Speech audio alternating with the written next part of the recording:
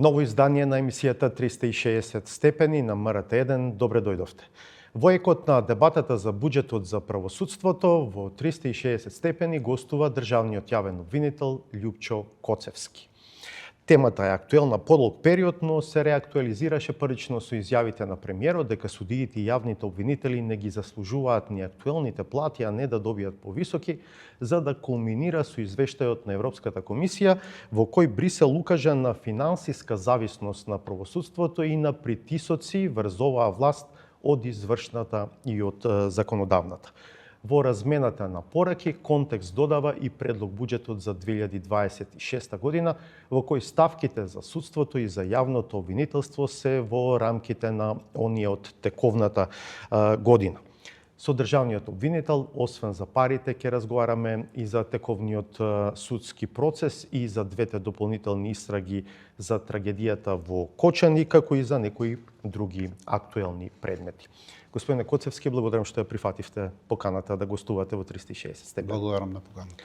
И веднаш првото прашање, во едно од своите последни изјави, премиерот вели дека ќе се согласат со буџет за судството и за јавното обвинителство во актуелните рамки, со тоа што ќе ви овозможат самостојно да управувате со него. Дали овој пристап е прифатлив за вас? Вака, во моментов во јавноста се пласираат две тези. Едната е дека согласно сегашниот закон, а и законот што треба да се донесе, законот за јавно обвинителство, предвидува 0,4% од буџетот да се издвојува за јавното обвинителство. Меѓутоа, она што и премиерот го кажува, зборува за бруто домашен производ.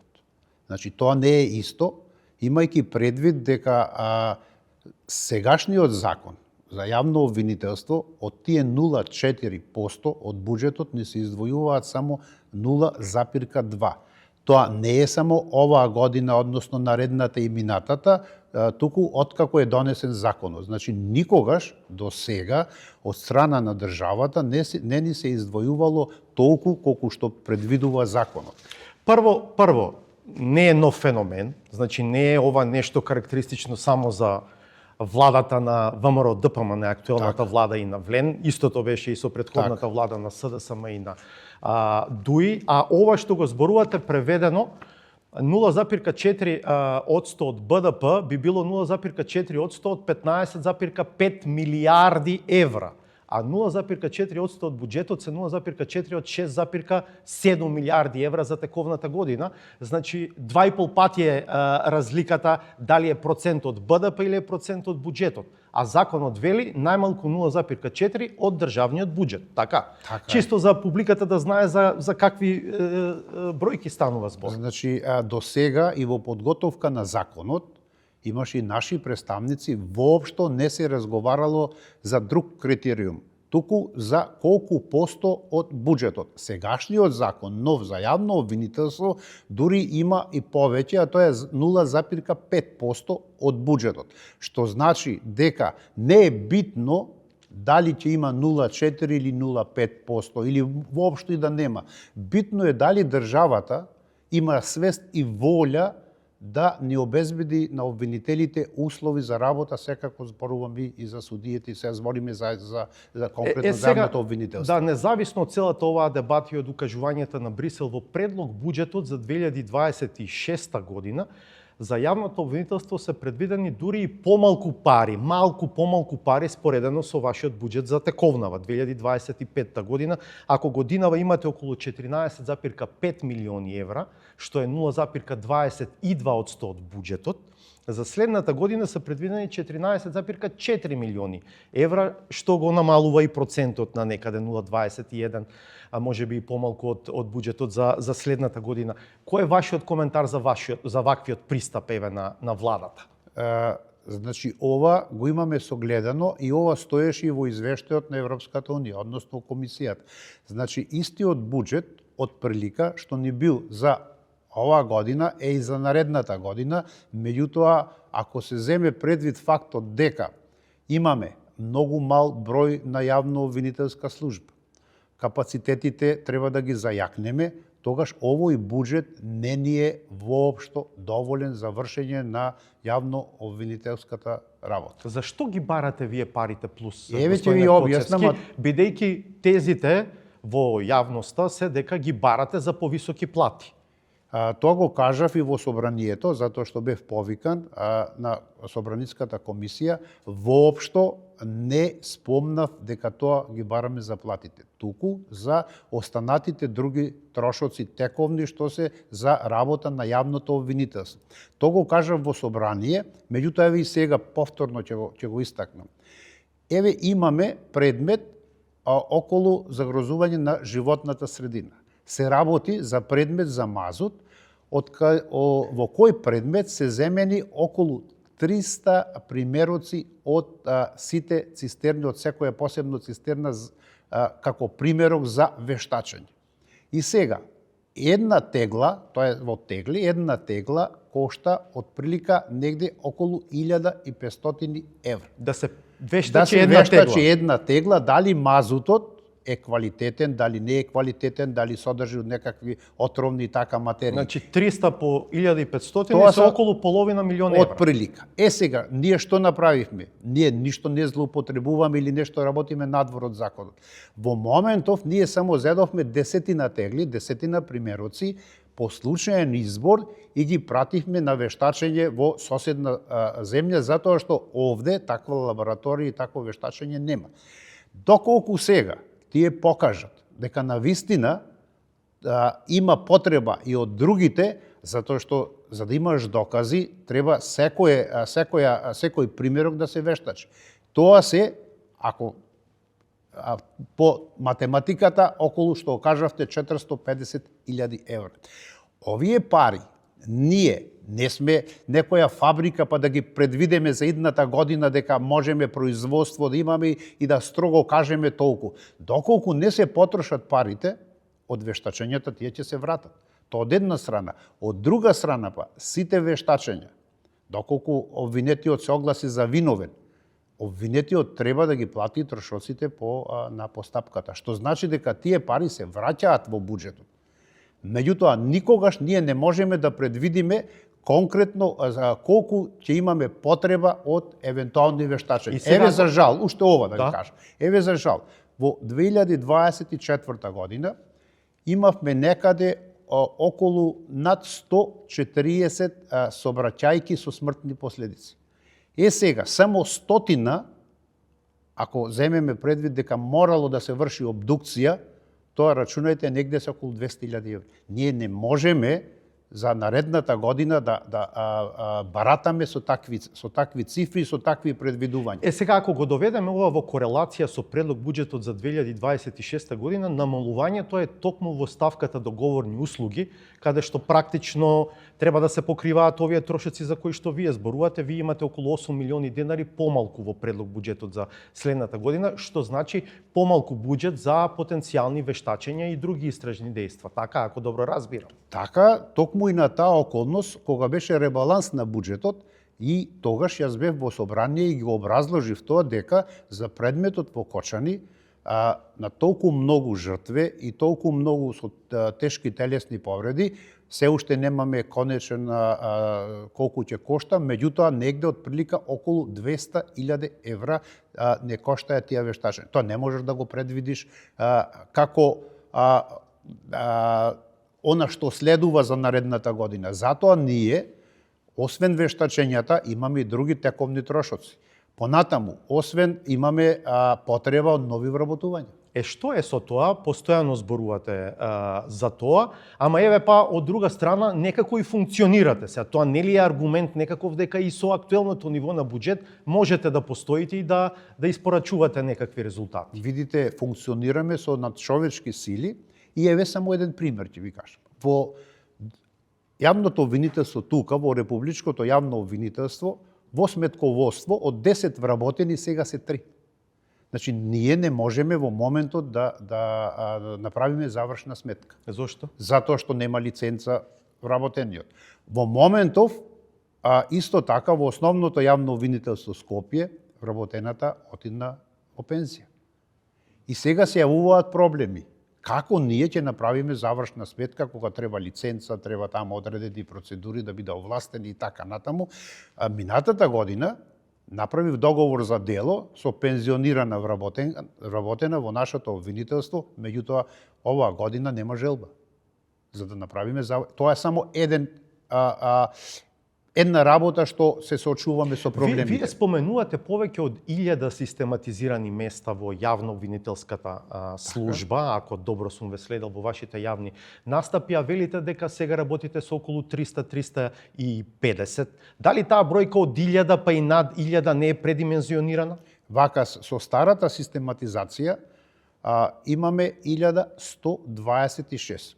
Во подготовка ни беше нова систематизација, која што рачунавме негде да намалиме над 100 и од прилика можеби ќе негде околу 1000 ќе беа потребни, можеби и помалку, меѓутоа секогаш чекаме колку ќе имаме финансиски средства. Вие постојано барате и постојано не ви одобрува. Во моментов имаме околу 360, со тоа што морам да нагласам дека последната година и пол околу 40 веќе заминаа, кој тој е природен одлив, кој во пензија, кој на друго работно место и така натаму, што значи дека јавно-обвинителската служба се повеќе и повеќе ни се намалува. Тие места не ги пополнувате по автоматизам? Уште еднаш ќе нагласим. Минатата од 2024 немаме вработување. Јас барав секоја година по 100 вработувања. Значи не барав ни 300, ни 400, ни 500 вработувања, по 100 вработувања затоа што имаме природен одлив и да не биде тоа терет на буџетот. Овие 3 години, еви за 26-та рачунајќи, ни едно вработување не ни е дозволено од страна на Министерството за финансии. И за 26-та? И за 26-та со новиот буџет, затоа ви реков, платите и за јавните обвинители, и за јавно-обвинителската служба ни се исти како и ова 2025 година. Спомнавте сметководство, каде е на друго место најкритично во јавно-обвинителската служба? Секаде. Значи, буквално немаме доволно стручни соработници. Информатичари, најголемата дефицит на информатичари. Во моментов имавме 5, останаат 4, сега може да остане уште 3. Зошто? Затоа што за нив, како и за секого, пресуден е личниот доход.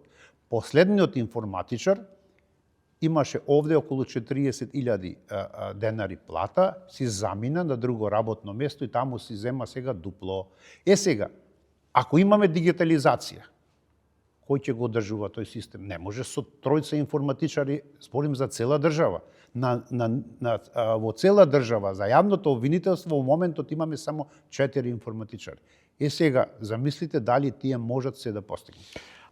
Господин Коцевски, кога веќе се повикуваме на извештајот на Европската комисија, да не заборавиме и една друга констатација таму, а тоа е дека корупцијата останува распространета во многу области и дека е прашање за сериозна загриженост. Колкав дел од одговорноста за ова носи јавното обвинителство? Видите, за борба против корупцијата секогаш треба да се создадат услови. Тоа го знае и Европската унија и тие бараат од нас одредени податоци, бараат податоци како за вработување за јавно-обвинителски службеници, за јавни обвинители и така натаму. Треба истражители, треба истражни центри, треба форезничари, кои што јавното обвинителство само ќе може тоа да го работи. Еве ќе ви кажам пример.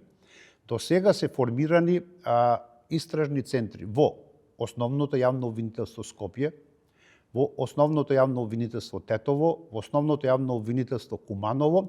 Формирав истражен центар во Основното јавно обвинителство Битола и сега до крај на годинава ќе се формира истражен центар во Основното јавно обвинителство Штип. Со тоа на некој начин сега првично се заокружува овој систем, со тоа што овој круг, со тоа што имаме и во Основното јавно обвинителство за организиран криминал, исто така доста современ истражен центар. Ако немате пари, како ги формирате? Сите тие се со донации. Значи, сите истражни центри до сега се формирани од донации. Последната донација од Соединетите Американски држави, кој искажавме голема благодарност, затоа што тие вложија некаде околу $500,000 за истражниот центар во основното јавно обвинителство. Моето за претходно организиран прашање криминал. ќе го парафразирам.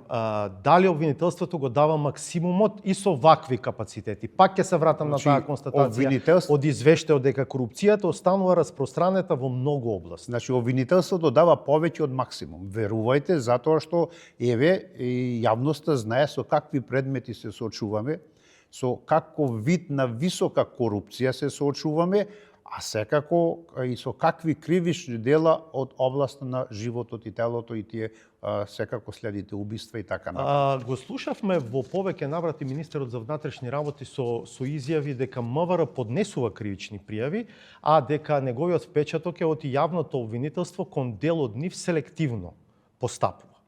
До сега, од моите информации што ги имам, јавното обвинителство воопшто не постапува селективно.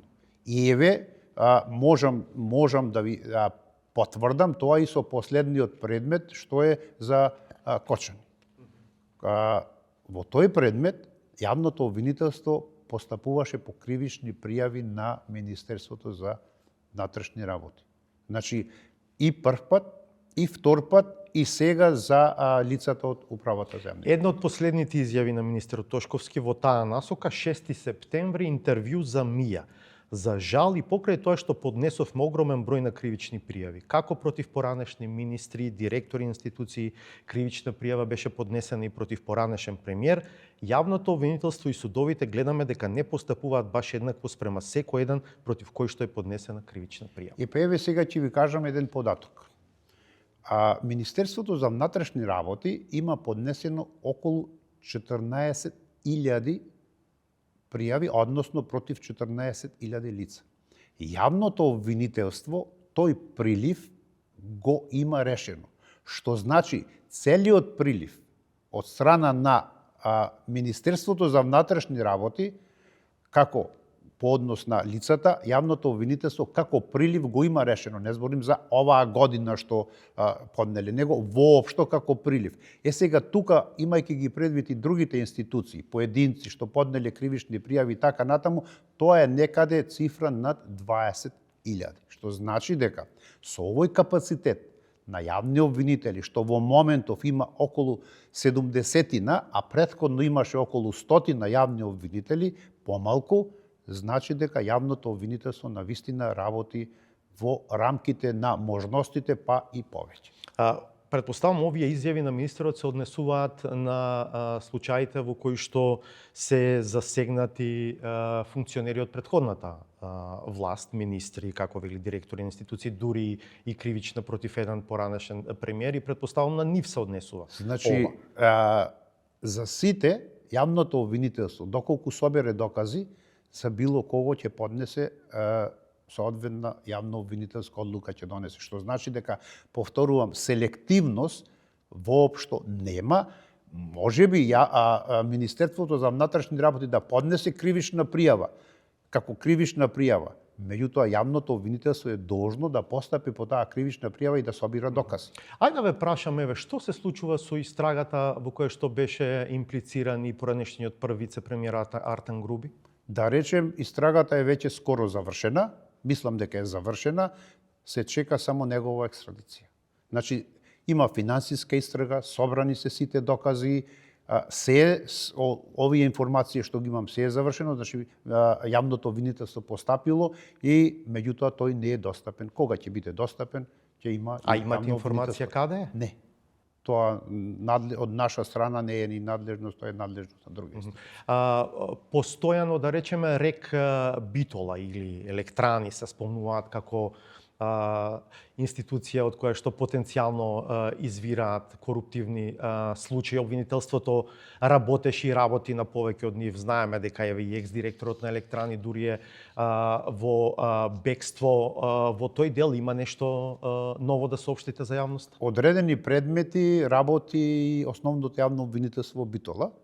Последниот предмет, знаете, со компанија Марковски, се работи за притворенички предмет и последната информација во однос на тој дел ние ги поднесовме барања и се замрзнаа сите негови средства, односно се замрзна одредени камиони и така натаму недвижности што има во земјава. Меѓутоа, последно што беше, се бараше да се отвори сефот во соседна држава. И се отвори ли тој сеф? Сефот се отвори, имаме неофицијални информации и чекаме да тие докази се донесат во држава. Има содржина во сефот или празен бил? Секако дека има и тоа е во интерес на обвинителството и наскоро ќе излеземе и со изјава, меѓутоа откако сето тоа ќе го прибавиме, односно ќе го донесеме во државата. Имаш и пари? Во моментов не можам да кажам, се работи за сеф кој што неофицијално имаме што се наоѓа во сефот, како се наоѓа, така да тоа ќе оди по меѓународна правна помош и набрзо ќе сето тоа ќе се донесе во државата и сметам дека можеби околу Нова година најбрзо и можеби ќе има јавно обвинителско. Кога сме околу овие предмети, колку ви прави проблем измената на кривичниот законник од 2023 година и намалувањето на казните од членот 353, од 394 ми се чини, од 353 беше избришан еден цел став. Колку тоа ви прави проблем во вашето постапување во предмети за високопрофилна корупција, да речем? Видите, ако се има предвид дека казната, која што законодавецот ја определува, треба да биде логична и на некој начин општествено прифатлива, за кривичното дело од 353, која беше најмалку 3, односно 4 години, сега максимумот е 5 години. И сега, ако се има во предвид дека за една тешка кражба за начин на извршување, ако некој искрши едно стакло од некој киоск и си земе одредена чоколади и така натаму од 5-10 илјади денари, запретената казна за тоа кривично дело е иста колку и запретената казна за кривичното дело злоупотреба службена положба и овластување, каде што може да има штета можеби над неколку милиони и стотици милиони, поготово за некој тендер и така натаму.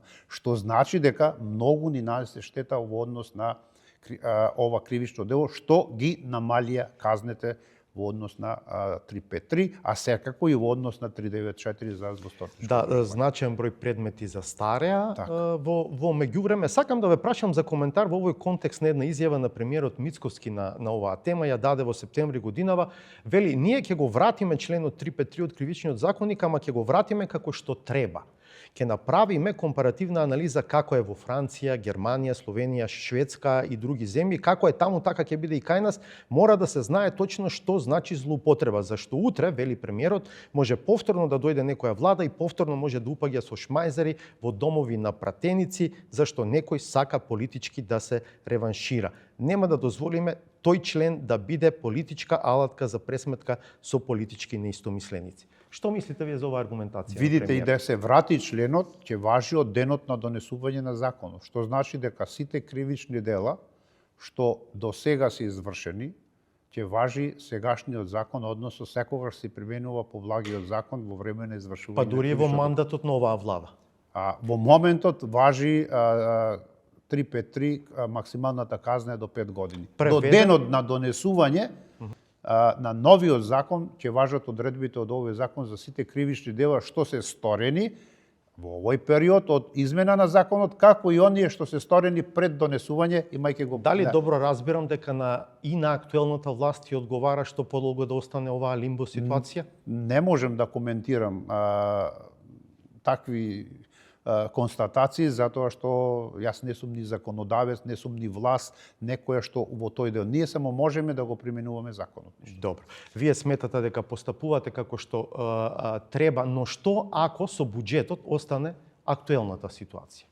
Што ќе прави? Пак истите проблеми, пак ќе нема вработување, пак истражните центри ќе останат без доволно опрема, без доволно истражители, затоа што од моето доаѓање, речи си, во секој предмет имаме финансиска истрага. Тоа порано не било. Тоа се кошта пари. Што значи дека доколку вака остане, проблемите само ќе се наталожуваат, ќе се намалува бројот на јавно-обвинителските службеници, јавни обвинители, тоа го повторувам секогаш, еве и денеска ќе го повторам. Од денес натаму, најбрзо што може 3,5 години од прилика да има нови јавни обвинители. Тоа е затоа што нема нови генерации во академијата. Не, ќе дополнам и друго. Многу е послаб одзивот и желбата да биде јавен обвинител отколку судија. Зошто? Не знам зошто, затоа што сега Академијата за суди и јавни обвинители дава уверенија да можеш да бидеш и јавен обвинител, да можеш да бидеш и судија. И после на конкурсите? Интересот на кандидатите е повеќе да бидат суди. И сега имаше некој договор да се поделат тие 90 кандидати и јавни обвинители да има негде околу 47, меѓутоа за жал 20 помалку се јавија, што значи примивме негде 27, 8, 9, другите сите заминаа во суд. Во моментот колку имате проектирано, систематизирано места, колку точно обвинители ви фалат? Во моментов ни фалат околу 70 на јавни обвинители и сега рачунајте дека наредните 3,5 години нема да има примено ни еден јавен обвинител. Поврзано со буџетот и овој условно кажан отпор и на актуелната влада, иако пак ќе кажам дека тоа е стар проблем, да не ви овозможи повисок буџет. Што мислите, дали ако Љупчо Коцевски замине од оваа функција, власта ќе даде поголем буџет за јавното обвинителство? Видите, јас не верувам да јас сум единствената пречка за да буџетот се зголеми ако јас заминам, затоа што јас не трошам некои пари што не треба да се троша, тоа се пари државни, што ние водиме навистина смо штедливи во тој поглед, така да не гледам некоја поврзаност моето заминување со буџетот, затоа што тоа се пари кои што треба да се дадат на јавното обвинителство, ниту на државниот обвинител, ниту на некој што нема потреба. Значи тоа се пари за делимично за плати, за вештачења, за тековни одржувања и така натаму, што значи дека јас како индивидуалец, како индивидуа, како државен јавен обвинител, сметам дека немам никаква поврзаност со висината на доделување на буџетот од страна држава. А дали мислите вие дека лично треба да заминете? Еве го чувме премиерот повторно деновиве даде една изјава во која што вели не сум задоволен од тоа како Љупчо Коцевски работи, бараме начин за негова смена. Видите, ако сте го прочитале извештајот на Европската унија, таму воопшто не се споменува за смена на државниот јавен обвинител. Во спротивно, има дека државниот јавен обвинител донел упатство за приоритет на предметите кои што се од висока корупција, за неговата функционалност околу ова што ви реков претходно, формирање на истражни центри и така натаму, организација и се друго. Еве и ќе ви кажам дека предметот Кочани, да не го организиравме на тој начин, не можеше да се заврши. Сега малку и забуна, да речем, прави целата таа ситуација. Се сеќаваме на изјавите на премиерот пред да се случи Кочани и на постапката која што владата ја отпочна за ваше разрешување. Кога се случи Кочани, премиерот рече ја паузираме, ја стопираме, ја запираме таа постапка за да му дадеме шанса на обвинителството да сработи, да одработи во овој случај. Што значи сега ова што повторно премиерот вели не сум задоволен од Коцевски, не е задоволен како сработивте од Кочани? Видите, сепак мислам, и тоа го повторувам, дека се тоа политички изјави. Јас како личност, како државен обвинител, сум отпорен на тие политички изјави, меѓутоа за мене битни се резултатите.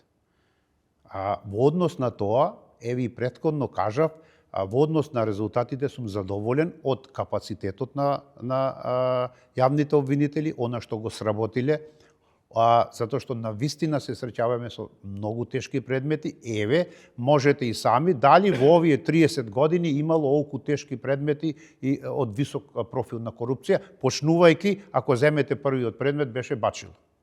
Дали од тој период, за оваа година и пол, од како сум јас, дали имало потешки предмети од висока корупција и пообемни предмети од сега, од овој период. Сега, јас и понатаму ќе работам, честно, одговорно, правилно, законито, политичките изјави ги оставам на политичарите. Што е вашето разбирање?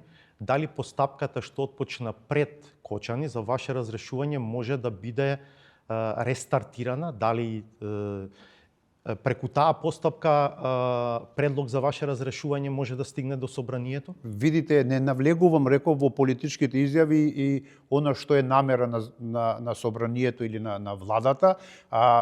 Знаете и сами дека Министерството за правда поднесе до Советот на јавни обвинители, го поднесе предлогот за моје разрешување, јас дадов одговор и Советот на јавни обвинители зазеде став како што зазеде дека јас немам сторено никаква тешка дисциплинска повреда. Што значи дека се друго е политичка одлука.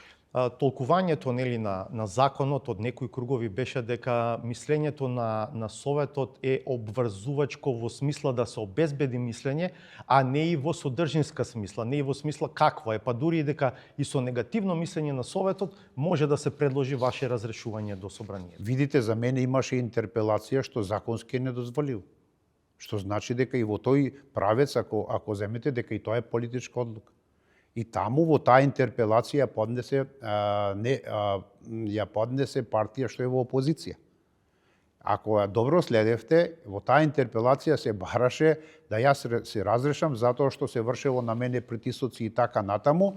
Јас дадов одговор на тоа, меѓутоа изгласаа таа интерпелација што сметам дека во тој дел има и забелешки и Европската унија дека со интерпелација не може да се разреши јавниот обвинител. Добро, вие немате намера да се повлекувате. Јас реков ќе работим како што сум работил, честно, законито, професионално, така да до последниот момент јас ќе работим така.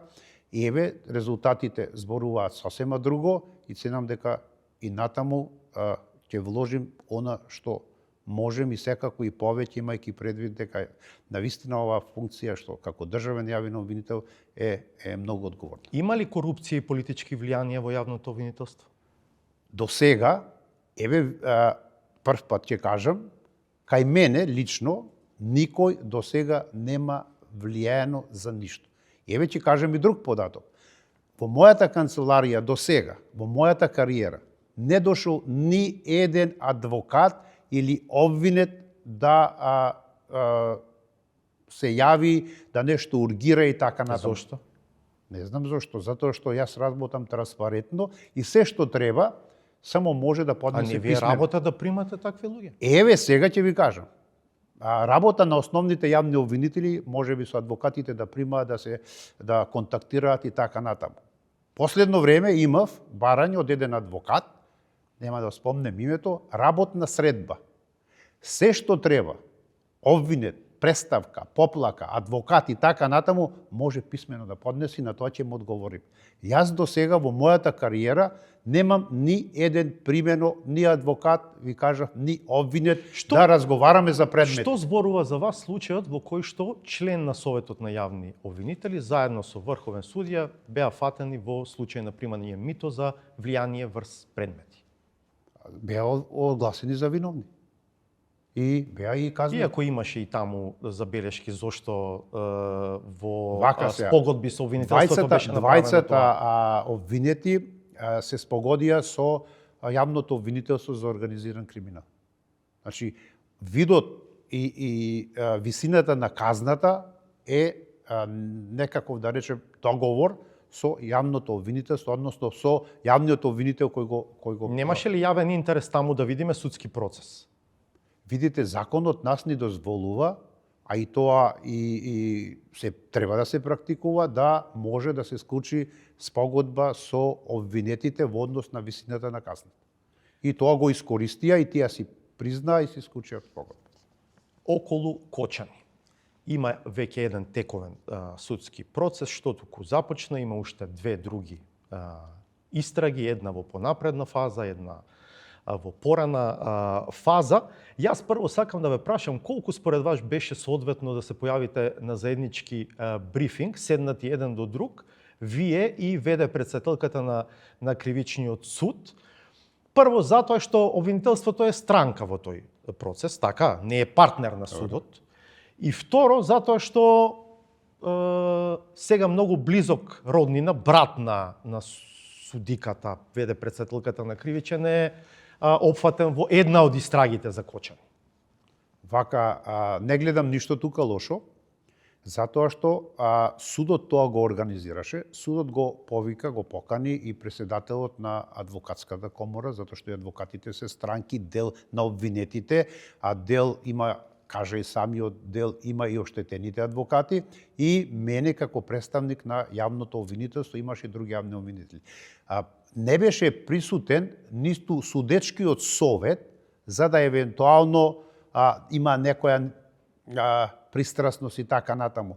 Судот ги запозна новинарите со каде ќе биде судницата, како начинот на судење, начинот на постапката и така натаму, со тоа што ценам дека и вашите колеги се запознаа со одредени работи. И јас не гледам ништо лошо. Во судница обвинителот и судот седат еден наспроти друг, не седат на исто место. Видите, тогаш седеа заедно и председателот на комората. Значи седеше председателот на комората, судијата и седев јас како државен јавен обвинител. Меѓутоа тука немаше ни предмет, не се разговараше ништо, само околу организацијата на судењето. Каква врска, какво влијание може да има тоа што еве во условно кажано третиот случај што го отворивте пред неколку дена, истрагата за вработени во управата за јавни приходи кои што му замижувале, прогледувале низ прсти на газдата на така нареченото кабаре Пулс и примале мито за тоа, може да има тоа што еден од осомничените е братот на председателката, на веде председателката на Кривичниот суд во Скопје. Во однос на јавното обвинителство никакво влијание не може да има, затоа што јавно обвинителство постапуваше најпрофесионално. Знаете, колку јас имам сознание, предложи и мерка притвор, па еве сега се жали, така да јавното обвинителство да имаше некако влијание, немаше тоа да го стори. Колку брзо очекувате дека таму ќе одите во истрага? Дел е истрага, дел нема. Дел се работи за скратена постапка, дел е истрага, дел имаат мерки оние што и претходно имале, да видиме судот што ќе одлучи во однос на предложените мерки од страна на судот, така да од страна на обвинителството, така да ќе видиме. Не можеме сега да кажеме дека се собрани сите докази, меѓутоа доволно докази да се поведе истрага. И што добивал како подароци газдата на Пулс?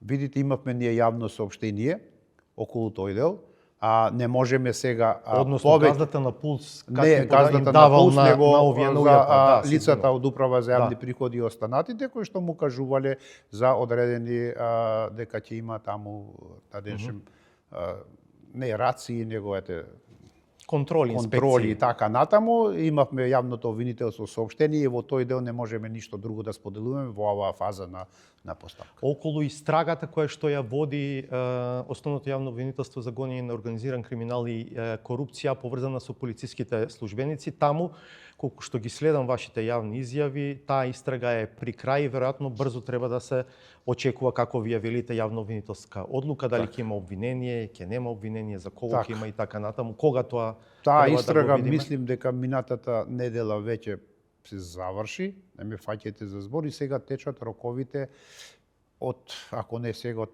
први сигурно, течат роковите за одбраната да достави докази, така да се надеваме до крајот на првата половина на наредниот месец ќе има јавно обвинителска одлука. Таму ако има обвинение, тој процес ќе се води во основниот кривичен суд Скопје, така? Да, затоа што јавното обвинителство за организиран криминал е тоа е само основниот суд, колку што јас. Во третиот случај овој со вработените во УЈП, тој би се водел во основниот суд во Кочани? Да, затоа што и надлежно јавно обвинителство во моментов е Кочани, Кочани ја води постапката, со тоа што и стварно и местно надлежен ќе биде основното јавно обвинителство, а секако и основниот суд Кочани, секако доколку нема услови, тоа не е наше, тоа го определува во однос на местото, зградата и така натаму, друго тоа не е наша работа. Првиот, условно кажано, случај за Кочани продолжува утре со второ рочиште. На првото сведочевме минатата недела, слушнавме во ведните зборови, или барем насетивме, како јавното обвинителство ќе се обиде да докаже вина кај сите обвинати за исто кривично дело како соизвршители. Се разбира, едно е теорија на случај, друго е нејзино докажување на суд. Многумина очекуваат да видат дали и како јавното обвинителство ќе успее да го докаже тоа. Колку овој пристап, господине Коцевски, може да биде ризик од одложени разочарувања ако евентуално овој пристап на обвинителството не помине пред судот. Сега не зборуваме за тоа дали се случил настан. Настан се случил, се разбира. Има огромен број жртви. Зборуваме за тоа како е поставен обвинителниот акт. Обвинителниот акт е поставен врз основа на докази.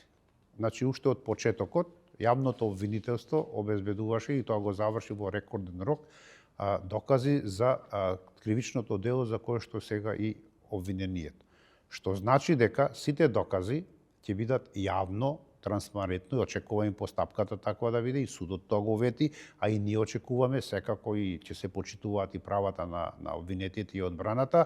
Во текот на постапката, навистина ќе се обелоденат сите докази, па и јавноста ќе има увид дали има или нема наназад, како што ние тврди, односно обвинителството како што тврди, дали има кумулација, дали има поврзаност и така натаму, што ценам дека на тие околности јавното обвинителство навистина внимаваше и тимот на јавни обвинители зададе становиште дека во моментов можат да одговараат, треба да одговараат сите оние што се офатени во обвинителниот акт, затоа што има и во соизвршителството секој особен придонес во однос на действија. Ќе го следиме и како јавност и како медиуми, се разбира, и ќе видиме како сето тоа ќе се одвива. Ме интересира чиј е случајот со помошта за ИПАРТ, во кој падна директорот на Агенцијата за финансиска поддршка во земјоделството и рурален развој, на обвинителството или на МВР?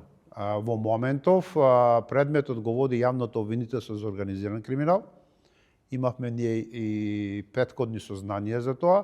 Имавме одредени мерки, така да во моментов сите лица се наоѓаат во ефективен, освен едно лице, во куќен притвор. Иницијално е ваш или на МВР? Наш е, со тоа што чекаме сега во однос на доказите, екстракција на телефоните, на електронските уреди, па ќе видиме натаму што може да излезе. Секако дека директорот е кадар на ВМРО ДПМНЕ, беше фатен со 400 евра мито од наводно договорени 50.000 евра. Други пари, освен тие 400 евра, најдовте? Видите, не можеме во моментов ништо да соопштуваме во однос на она што јавното обвинителство го собира како докази, така да во конкретниот случај јавното обвинителство постапи за тоа во моментот што имаше докази. И натаму верувајте дека сето ќе биде јавно обелодено. Имате некакви реакции од власта затоа што станува збор за кадар на ВМРО? Токму она што пред малку го кажав, јавното обвинителство не прави никаква селективност. Сакам да ве прашам и за во најмала рака проблематичните легализации на дивоградби во општина Чаир, појава што била масовна во оваа општина. Поранешната градоначалничка на Скопје во јавноста излезе со факсимили од документи кои требаше да укажат на тоа дека дури тоа проблематично легализирање се правело со фалсификувани документи. Има ли некаков напредок во тој предмет? Секако се работи за два предмети. Едниот предмет, морам да нагласам, е формиран по допрен глас, основното јавно обвинителство Скопје, а другиот предмет е по пријава на градоначалничката во јавното обвинителство за организиран криминал. Тие два предмети најверојатно ќе се спојат или се споени и ќе се затоа што са ми меѓусебно поврзани и има доволно докази, ќе видиме натаму како ќе се одвива. Значи се водат два предмети во моментот. Беа заведени два предмети. Добро, малку индискретен ќе бидам. Ми се чини дека тој првиот предмет за кој што зборувате, по допрен глас, бевте пред одлука да го затворите, без да имате осомничен, да не отворите истрага. Сега, според ова што го зборувате, како да не одите во таа насока? Видите, никогаш ние не сме рекле официјално дека ќе го затвориме предметот, може би тоа се гласини. Ние собираме докази до последниот момент до донесување на јавно обвинителска одлука. Така да изјава некаква или соопштение дека ние тој предмет ќе го затвориме, јас колку се сеќавам, јавното обвинителство Не, јавно немало, но ама видите, едно е да има јавно, едно е да постапката се води онака како што имате потврдено фалсификати? Видите, ништо не можам да ви кажам, затоа што ви реков, тие два предмети ќе видиме и во кое обвинителство ќе биде надлежно да постапи. Добро, ќе биде интересно, бидејќи таму има засегнати луѓе блиски до актуелната гарнитура на власт. За сам крај, сакам да ве прашам дали имате некаква постапка во врска со наводите, па дури веќе првични наоди на интерната комисија во Министерството за здравство за непотребно упатени на операција и непотребно направени операции на срце и пациенти со васкуларни дијагнози. Колку што знам, таква пријава се уште нема стигнато во јавното обвинителство, меѓутоа од она што го имаме како сознание и вие и целата јавност дека е од страна на Министерството за здравство има формирана комисија, таа комисија ги испитува случаите, дали требало или не требало да се врши операција и со тоа што чекаме сега од нив да ни достават, така да зошто подопрен глас, да речеме, не оформите предмет? Затоа што истите дејствија што тие ги презема, прво што би било дејствие наше, би било истото што тие ги презема, би ги презели ние во моментов, од она што го имаме како информација дека се при крај во формирање на комисиите, уште неколку имаше таму предмети што треба да извршат контрола и да ни ги достават. И тогаш јавното обвинителство ќе постапи, доколку се потребни други докази, јавното обвинителство ќе прибира и други докази, секако ќе оформи прво предмет, ќе донесе одлука за прибирање на други докази или евентуално ќе донесе јавно обвинителство. По логиката од предметот со онкологија и овде ќе ви требаат вештачења, така? Видите, дел од ќе ги видиме прво дел од наодите на комисијата. Дали тие ќе можат да се користат како вештачење или ќе бараме дополнителни, зависи од одредени работи. Онкологија ни беше подопрен глас, за онкологија немаше никакво вештачење во однос на дали требало или не требало да така се постапува. Значи, онкологија е сосема поинаку од ова и затоа за онкологија ние баравме вештачење од соседни држави со оглед дека овде немаше услови да се вештачат. Иако интересно е ова со случајот со онкологија, еве гледаме секојдневно, слушаме на таа клиника нема терапија за некој одредена група на пациенти. Предходната гарнитура решавала тие недостатоци да ги покрива за реверси, вие сега ги гоните за тоа. И сега, што е помалото или поголемото зло? Тоа со реверси да земате лекови, а да има терапија, или да нема терапија, како што еве сега нема терапија? Видите, ние мораме да постапуваме согласно законот. Не само терапија, таму има и протоколи, кои што протоколи не се почитуваат. Не, тоа е другиот предмет. Ја сега повеќе за овој вториот предмет ве прашувам. Тоа зборувам. Значи има и од една страна протоколи за лечењето, меѓутоа у однос на другото, таму по наше има економскиот дел е еден предмет, а несовесно лечење е другиот предмет. Јавното обвинителство секогаш постапува согласно законот и тука не можем друго да кажем. Благодарам за овој разговор. Благодарам и на поканата. Почитувани, благодарам што бевте со нас и вечерва. До крај ве поканувам да одгледаме новата саботажа. Ќе се видиме повторно в четврток во 20:15.